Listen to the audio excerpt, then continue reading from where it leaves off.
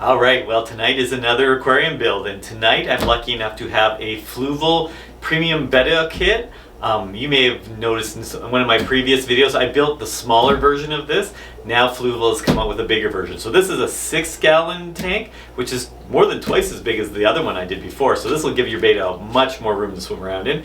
It's got a couple really fun upgrades to it, so excited to get building this. But first, before we get building, I'll go over some of the new features of this tank. So there it is. So this is an all-in-one aquarium kit. So the filter is all built into the back, and the heater, everything's going to be hidden in the back here. And the front part is where you're going to do your scaping, where your betta is going to live. Now the front part works out to be about 5 gallons, and then there's a gallon of water in the back. So it's a 6-gallon tank with 5 gallons of actual usable space. But I think that's 22 liters altogether for the whole tank. But yeah, great size. Again, more than twice as big as the old one. So this is going to be a great scape. Lots of room for your betta to live. But let's go over some of the highlights of the integrated parts first. So in the back of the filter here is a sponge block, just like the other one had and like the Flexes have. But it comes with some Biomax in a bag, which will fit in the bottom chamber. Now folks, be sure to take that bio media out of the plastic wrapper. Leave it in the mesh bag, but make sure you take it out of that plastic wrapper. Yeah, and it just fits inside. This fits inside there. The other neat thing is they have another opening at the top. So up here you can put in like a aqua clear carbon bag. There's some Fluval cartridges you could cut up and put in there, but I think I would just put in some extra carbon up top there. Or you can just leave the sponge in and do nothing with it, and it'd be fine. It would just be far more mechanical, biological filter media like that. So there's your main sponge block. And that all just slides down in the back. And new in this filter that the other smaller betta kit didn't have is a polycarbon cartridge. So this a polycarbon cartridge that just fits in the back of the filter. But the nice thing about this is there's not a lot of wasted plastic in it. You just replace the inside. So you have this plastic frame that you reuse all the time. You're not throwing away all these plastic cartridges all the time. You just reuse the frame, and then you just buy a new fiber cartridge like this, which is loaded with carbon. There's all kinds of carbon inside this fiber. So then you just snap it back into the frame. It just goes under all these little tabs. So there you go. That's kind of nice, a little more eco-friendly than some big plastic cartridge that you have to replace all the time. That slides right back down into there.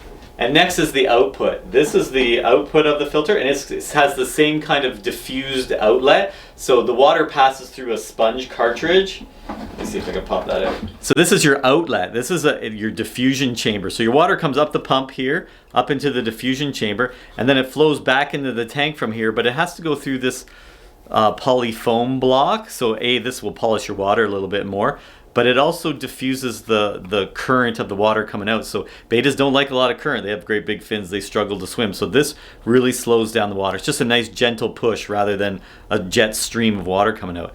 And then the other amazing thing on this, which I'll show you, is they've added this water changing feature. I didn't know what it was at first. It took me a while to figure it out. But this, your filter was running normal, but when you want to do a water change, you can just pick this part up.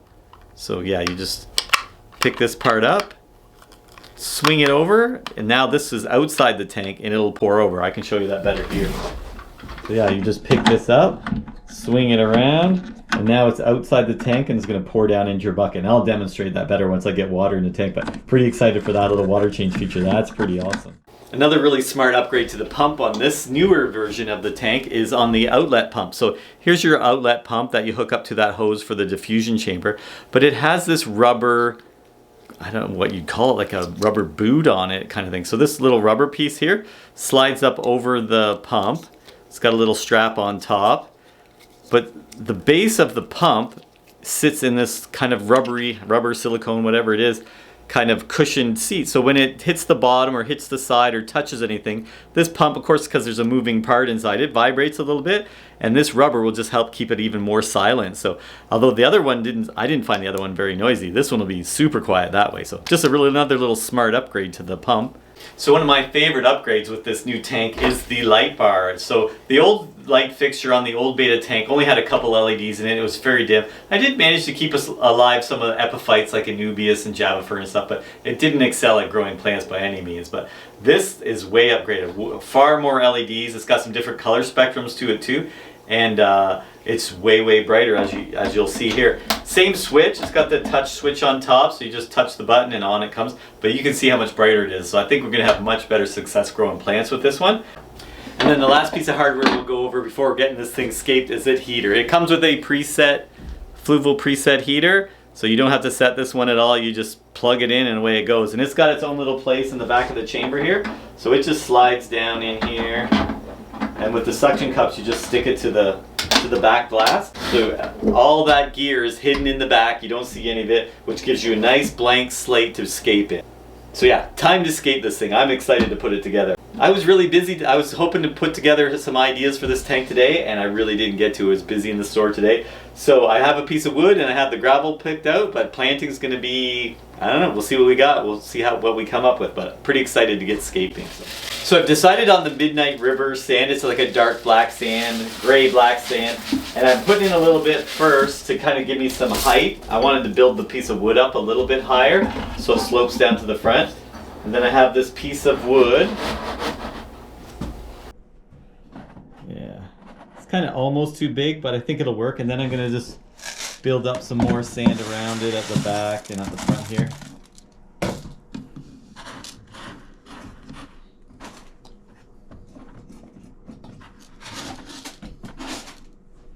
Yeah, and then I have these black pebbles. I don't know how many of these I really need. I really do like this big one.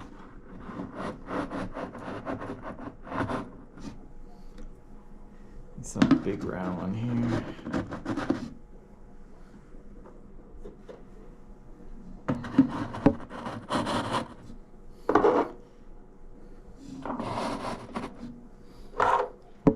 Some little more accenty pieces.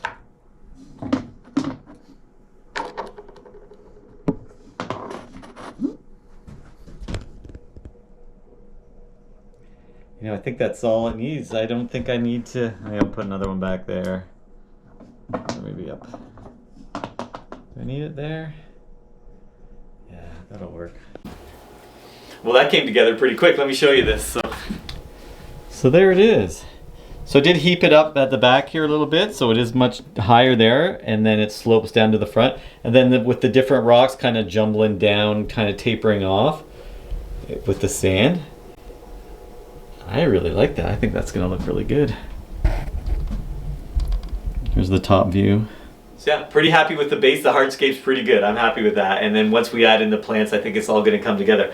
Now again, with this lighting, I'm not 100% sure how difficult of plants we can grow. I'm gonna stick to mainly epiphytes, anubias, java ferns, maybe some bucephalandras, and then maybe try some little stuff around the front, see what'll happen. So I'm gonna go grab some plants, pick out a few different things. We'll get it planted, filled up. We'll see how it looks. So here's my selection of plants that I grabbed, but I got some java fern, I believe that's trident or windalove. Looks like windalove, that's windalove. And then Cryptocrine parva, so that's a little small crypt. Stays nice and low and creeps across the bottom like a bottom cover. A couple bulbs, I'm gonna try some bulbs in there just for something different. So this is a Ponogeton alvaceus, these fairly big leaves. It might be too big for this tank, we'll find out. I got a couple of those. A little tiny bucephalandra that I'm going to stick to the wood. Got a little tiny tuft of pearlweed there we'll try to grow.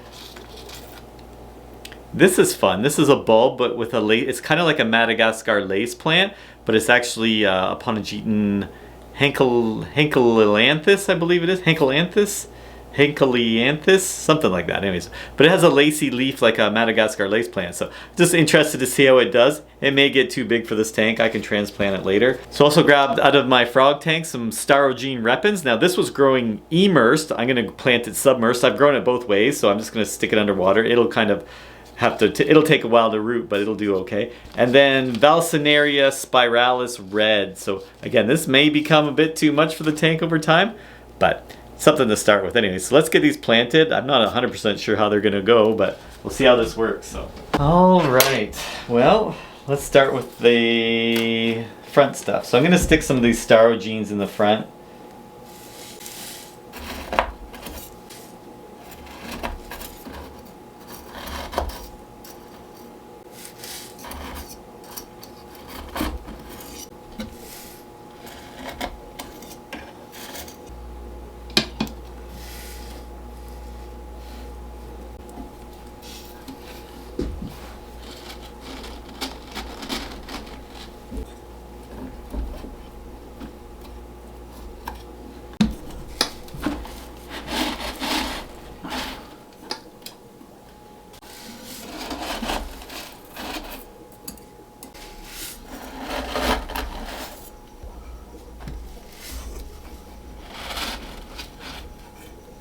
So I got some Starogina along the front here, a little Cryptocrine at the front there. A couple of the bulbs are plant. We'll go around here. There's one of the Alvaceous bulbs, the Henkelensis bulb. I'm gonna throw that more in the corner. Slide it over more. Really fun leaves on that thing. The Vallisnerias at the back, I really do think it might end up being too much, but let's see. Fern in the middle of the log, and then another Aponogeton alvaceous. It's going to get long ribbony leaves at the back there. All right, well, I'm pretty happy with how this has turned out. I planted it very sparsely because that's kind of the look I want. I want it to be kind of minimal, with the wood being the main attraction. But again, as this fills in, it's going to look a whole lot different. And I'm excited to see how some of these plants do. I mean, over time, I think some of these plants may fizzle out and not make it, and then I can always replace. I'm going to try different things in here and see what actually survives well and what doesn't. So it'll be kind of an experimental process as we go. But I'm pretty sure what I picked is, they're fairly hardy plants. I think they're going to do okay. The only thing I'm worried about is some of them may just become too much. So it's going to be a lot of trimming, or I'll just have to replace them at some point. But I think it's going to look pretty good. I think it'll look different once we get some water in it too. So let's get it filled up and see what we ended up with.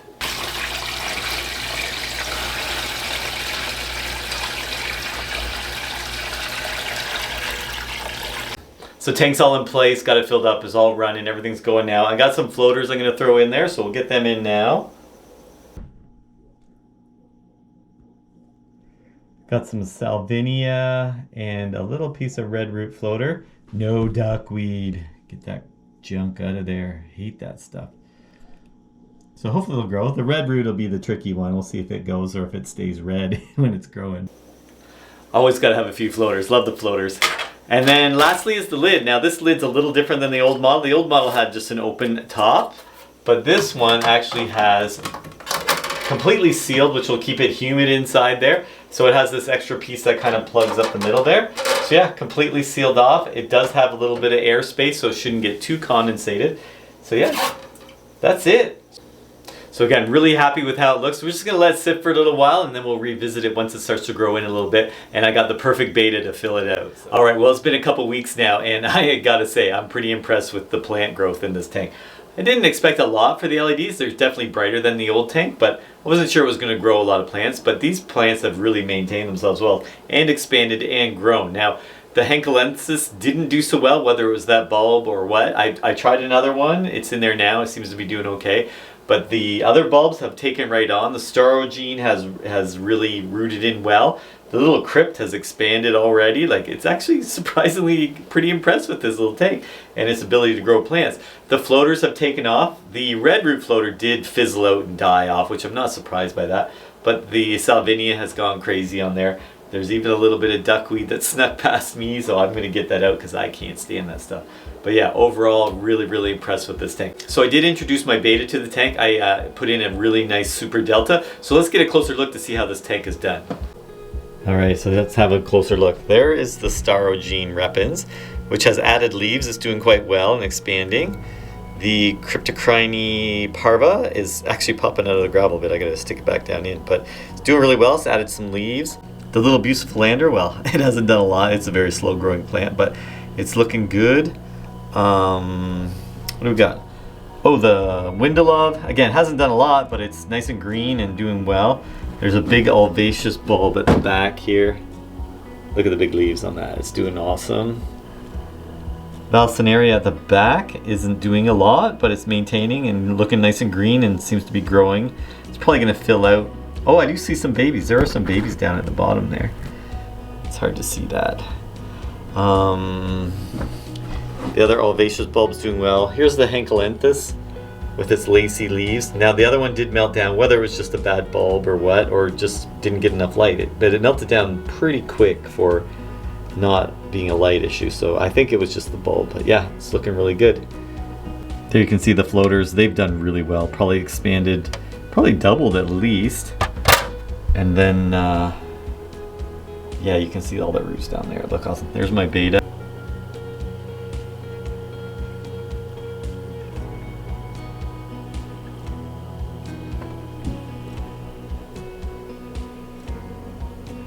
So as you can see, this tank has come along really nicely. I'm super impressed with this tank, and I like the size much better for bettas. It's way better than the small tank we used to have. That water change system where you can just pull it over to drain the tank, that's game changing. That's really, really awesome. So anyways, I hope you enjoyed the build video. I hope you subscribe to the channel for more videos like this, and I hope I'll see you in the next one.